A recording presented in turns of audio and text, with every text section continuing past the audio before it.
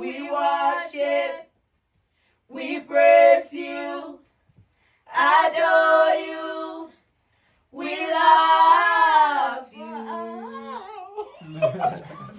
But okay, so the way it started was I had a dear friend who was a knucklehead like me, Brendan McCarthy, and he's involved in, well, he just retired, but he was involved in the reconciliation for Northern Ireland and Republic of Ireland. He did the speech, it was a big deal, then he became a big deal in Europe. But before that, he was just a friend of mine, and he would take medical mission trips. And so I got involved because he wanted me to go along with him. And so I went with him, didn't know anything about medicine or whatever, but I did get interested in the kids. So that's where I would just talk to them and find out, really their only outlet is to sell on the street, do whatever, scrounge or whatever good word there is, better than scrounge, I guess, to try to sell, try to do something to get a meal for the day. So selling was it. But the goal was if they could go to school, because then they can become something. They can get a job, they can become a mechanic, they can become whatever, a trade. But they didn't have that money. So I in Uganda met a guy named Abraham who he used to sneak into school. He used to, get kicked out, sneak in. But he was number one in his class, finally became number one in his class. And the teachers took a blind eye to him. So I was talking to him, clearly a sharp guy, really smart kid. And I just talked to him and I asked him what would you do? What are you going to do? And he said, well, I'm going to sell probably like everyone else. And I asked him, what would you want to do? And he said, well, I'd love to go to college. I'd love to be a doctor. And I asked him, what makes you think you could be a doctor?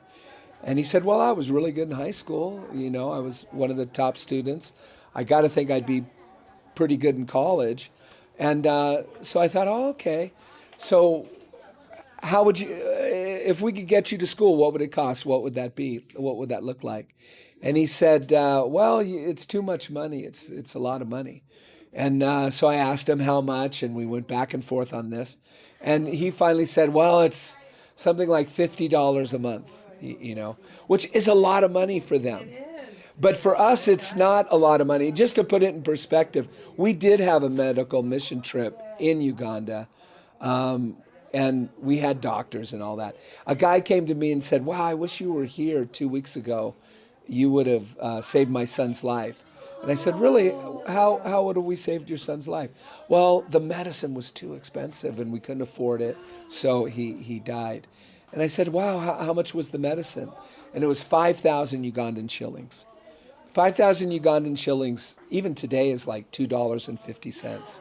So the guy couldn't beg, borrow, or steal $2 to save his son's life. You can imagine. So $40 a month might as well be $1 billion a month.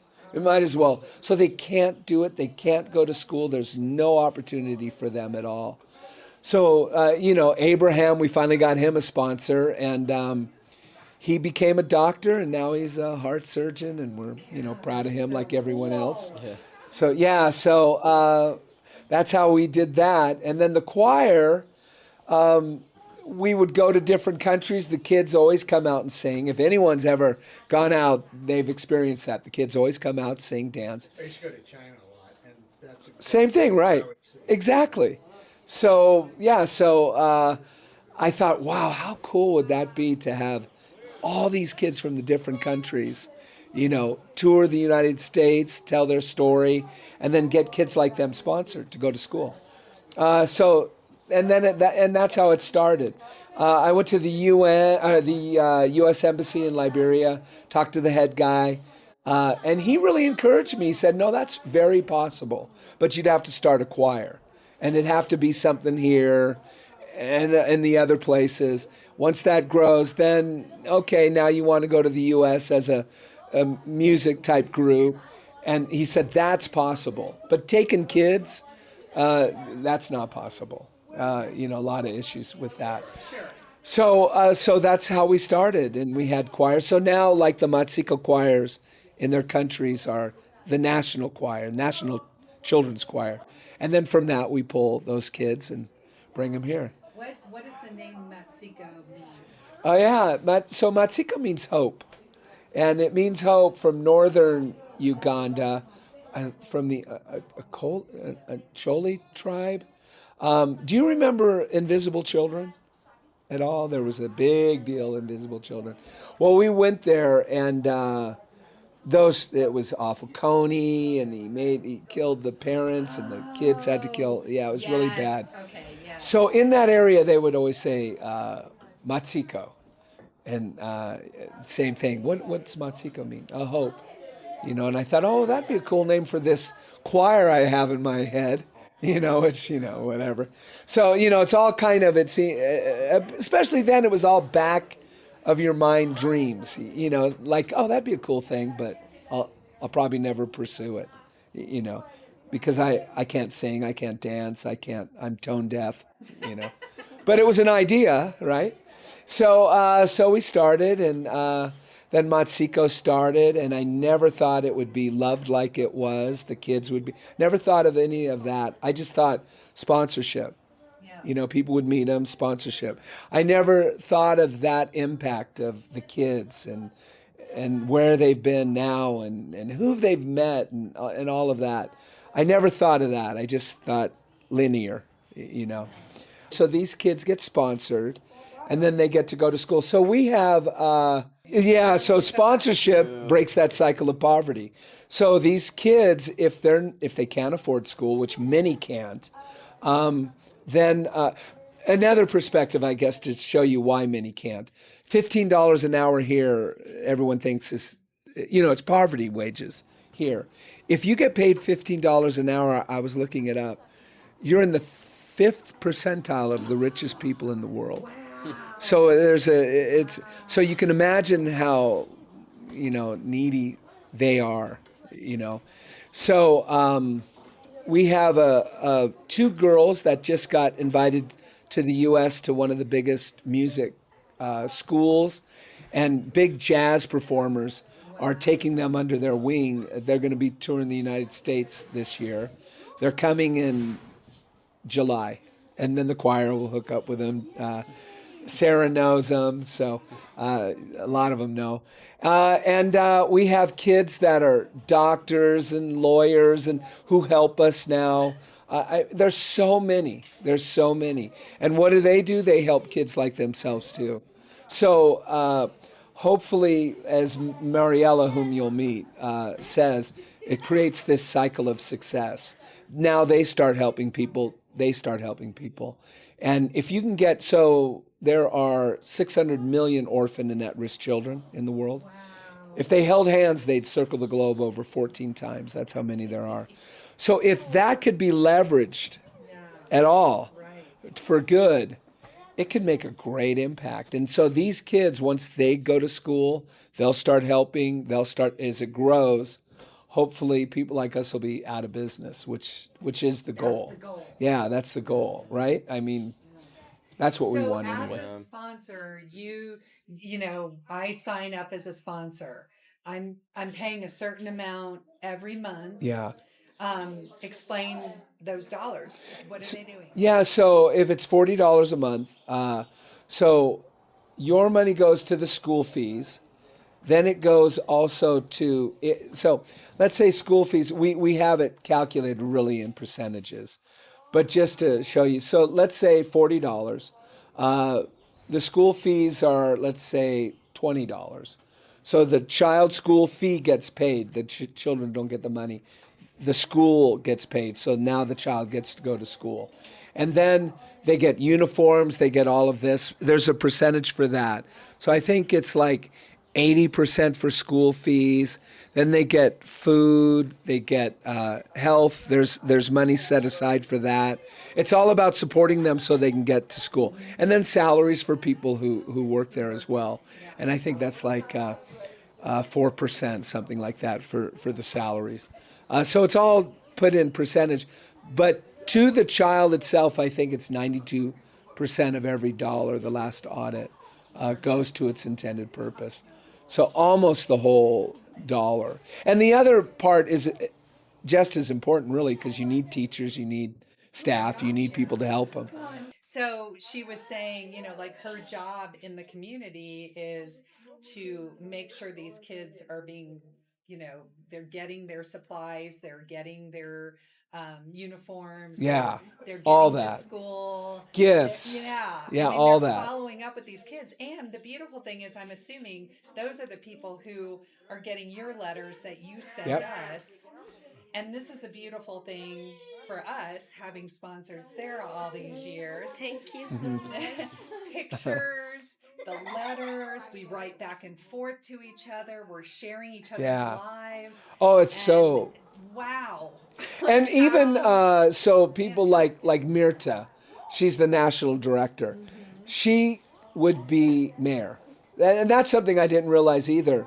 You're so impactful in the community, so you're the center of the community now. So anyone who has an issue, they come to the Matsiko Center. There's no one else. The government, anything like that, they really can't help. So they come to the Matsiko Center. They come to the Matsiko Center for disputes or needs or anything like that. Mother's sick. There's every issue comes to the center. So we didn't realize that the directors then, the politicians come all the time. Hey, do you want to run for Senate? Because they'd get all the votes. Because everyone loves them. Everyone They all loves know Mirta. Yeah, they know that she does things for her, that she is a person of her word. The same in Liberia with Sharif. Same anywhere. They would be voted as politicians. We stay out of politics, but I think Mirta got involved one time and hated it. But so there were three mayors running for the big town, and they wanted Mirta's support. And Mirta called, and I said, well, maybe, we do need some things in Yankee for the kids. Maybe throw your support behind whoever you like, and then we can get help to get the kids help. And so that was the one time we did do it. Then now we have like Sonny, Sonny in Liberia. There's a kid who is a leader. He's going to go to law school, and then he wants to get into politics. He wants to get in to be a senator. Which he could be, which he will be, because they do love these guys. They love them because they do so much. It's just it's different from the United States because we have other areas that can help us and stuff. They don't have that. Yeah. So if it's one person, they love that one person. So it's amazing that way. Yeah. So anyway, that's what we do, and that's all we're going to do all the time is just to work hard to get kids sponsored.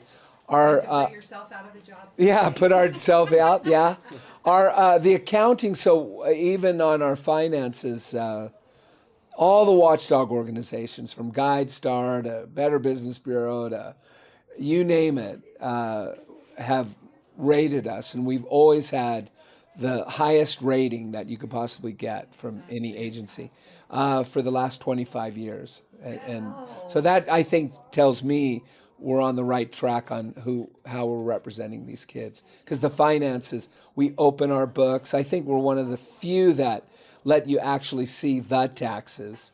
You need watchdog groups because no one sees the taxes and all that, so they look at it. We just publish them. So, and if anyone wants to see them, we send it to them. So, and we're audited every year by an outside agency, have outside accountants, and then our own accountant and bookkeepers as well. So, we make sure everyone's looking at the money. So that's me, awesome. and I'm Don Wyndham. No, Don, you are. no, no. Yeah, well, I'm Leandro Bayona. I'm from Peru. I'm 19 years old right now. I was in the Matsiko Orphan Choir 7 years ago. I think 8 with my year of practice. So I get to know about Matsiko because of my friends too, but because I search for it. I hear about it and I say, why I should not try to get in the choir? because before you get selected, you need to do some practice of how to sing, how to dance. But they look, the first thing that they look to is our behavior, and how is your behavior with the family, how is your behavior with the practice. So I used to practice dancing, singing, and in 1 year I get selected to come to the United States in 2018, and I was part of that choir, and I spent 1 year here in America, and then I was in the sponsorship program. We have a sponsorship program where you see many photos of kids from Peru, Liberia, Philippines, now India, Nepal, and I was one of those kids in those pictures, and I get a sponsor, and from then I can finish my school because it's 7 years ago, and I can start a career in a private university. And right now I'm in my second year, and I take a break to come back as a chaperone for Matsiko because I think it's a great opportunity. Yeah, I'm actually studying already commercial engineering. It's a career, it's engineering obviously, but it's more focused on companies and business, where you can build your own business, but you can help to other companies or business to make logistic programs, logistics systems, help them to make new projects. So I've been learning a lot of accounting, statistics, economics, and some administration too. Okay. Right now, I finished my second year and I have 3 years left of my career. So where do you want to take that? Do you want to? Well, I want to to- do many things. I don't want to stay just in one. Yeah. As I was talking with someone before, and I say like I will love to do something for me, something for my family, and something for anyone else, and always be for my family. I would like to help them because they were not able to have, I think, the same opportunities as me. So I would like to help them and maybe have our own business for them, but it will be like for them, not for me. Then I can work for me, something, a company. I would like to travel to another country to visit, and then I would like maybe to help someone else or kids, or like I always try to be thankful with all the opportunities that anyone gives me. That's It's really fantastic. Yeah. cool. Yeah. And all this I think is well is thanks to Matsiko because they helped me a lot with the sponsorship to be where I am right now. So do you know many that went through the program and went on to university? Yeah, of course. Like I have a friend right now is in that tour too. Is Mariela. She already finished her career of touristic guide, a professional touristic guide. I have many friends who are studying like medicine. Some of them they are like starting the career or they are in the half of the career because it takes many years to finish like medicine and all that. Do you have any siblings that I went through the have, program? yeah, well, my brother, he is already older, so he was not around my town with my family. I just have one brother, but I have family, like my cousin, she's in the program too. She And she is? came in one choir, like, it will be like 8 years ago. Yeah. Okay. What were you Okay. doing before you found out about I was just in my town in the Colca Valley, up in the mountains in Peru. I was studying. I was just a kid because I was like 10 years before I get to know about Matsiko. So just in my town studying, and then I get to know about it, and I search for it, and I apply to get the opportunity. And how long were you in the program for? Over. I will say 8 years. Oh, okay. 8 years. How many tours did you do in that time? This will be my second tour. Okay. Yeah, with Okay. Yeah. Matsiko. Yeah. Okay. Yeah. Yes. Yeah, Oh, cool. performing and now chaperoning. Yeah. Yeah. Yeah, I really loved that Really time cool. where I performing. Now I'm shopper. Are you doing and seeing things that you didn't notice as a kid? Many things, like many responsibilities. Like I was a kid. I miss that part of being a kid too, like the singing, the performing a little bit. But I'm happy that I have like a bigger responsibility now. It makes you to like to be a better person, to learn more stuff for your life. Well, thank you. Thank you Yeah. so Thank much you to so you. much. Really, Definitely really appreciate appreciate the. everything you're doing. Thank you. Hi, I'm Sarah. It's such a blessing to be part of Matsiko because a lot of kids outside there back in our countries, It is a dream for them to be where I am today. So I don't know how to express it, but in a little way of saying thank you, I really want to appreciate my sponsor. Getting to see them back again, it is such a blessing. When I came, he was really little. Seeing him Little grown up baby, like this, yeah. it is unbelievable. I'm so excited to be here today. Back in my country, going to school is really really hard to go to school because you have this dream to go to school, but the finance isn't available. So you find out that a lot of youth in our country, their dreams haven't died, have died down because there is no money to bring this dream to reality. So I've been part of Mexico like about 15 years now. I was 8 years when I got to know Mexico, wherein I have my church where we usually go for practice when I was little. So there was this time my church mother, she came up to us. She said that there's a guy that is looking for a kid who can sing. So it was like an angel. He just came right to our church and then he said, I'm looking for kids who can sing. And we have this group that we want them to be part of it. So that's how we get to know Masiko. I am a little sister because we were little coming up. We love to sing, we love to dance. So that's how we were introduced to Masiko. So we started practicing with the choir for like a year. So that's how we were picked to come to the United States 2011, 2012. So that was the first time that I got to see my sponsor to a church where we were performing, and then she said, can I sponsor her? It was like heaven came down that day. So I was so much excited. So, and coming back after 13 years, 2011, 2012, I left from the state. I went back home. I started to teach my friends the song, the dance. It was really, really hard, but fun doing it as well.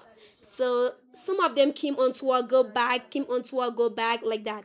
So this year, 2025, I was opportunity again to come as a choir directress. So I help the kids with the song, the dances. I help do that for them. So coming back as a chaperone, it is like a huge responsibility because being a kid is also fun doing, but there are not a lot of responsibility. It doesn't make you to know who you are. So coming back as a chaperone, it is such an opportunity for me that I love doing, and I hope to serve Mexico to the best because Mexico has given me a gold. Mexico has introduced me to a lot of things. Coming to the United States is not just it, but getting a sponsor that is loving, that is caring, always checking up on me, it is such a blessing. And I'm really, really much excited to meet them again. It's been like you So, said, I was a baby last time. When yeah, you are much later. I'm his yeah, older sister. See, he's taller than me. yeah, she's So I'm so happy to see you guys again. Thank you so much.